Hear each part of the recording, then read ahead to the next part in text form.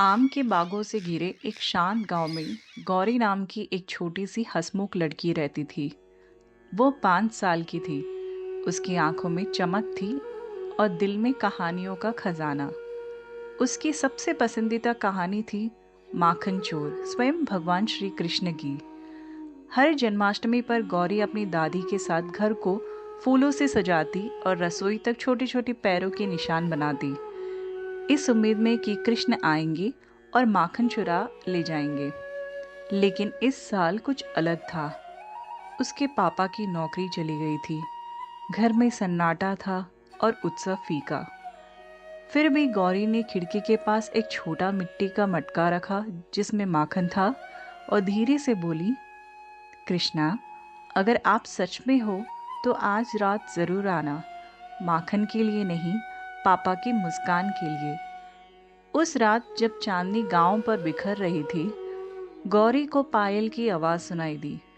वो धीरे से रसोई की ओर गई और चौंक गई। वहां एक चमकता हुआ बालक खड़ा था जिसके बालों में मोर पंख था और वो मटके से माखन चाट रहा था।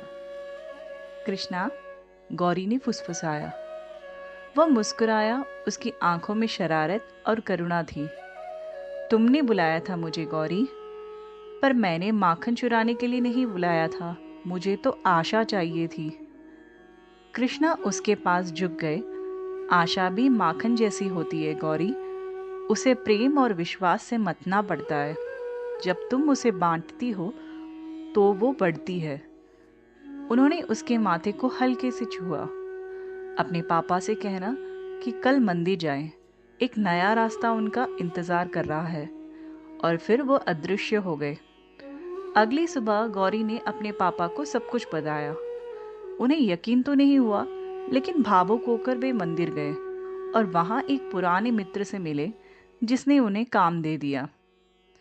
उस दिन से गौरी को सिर्फ कृष्णा की कहानियों पर ही नहीं, बल्कि विश्वास, करुणा और सच्चे दिल से मांगने की शक्ति पर भी यकीन हो गया। कहानी का सीख: सच्ची भक्ति पूजा या प्रसाद में नहीं होती, वह प्रेम, आशा और एक बच्चे के मासूम दिल में होती है। जब हम सच्चे मन से मांगते हैं तो ईश्वर भी जरूर सुनते हैं। अगर आपको मेरी कहानियाँ अच्छी लगे तो चैनल को लाइक, शेयर और सब्सक्राइब करना मत भूलना।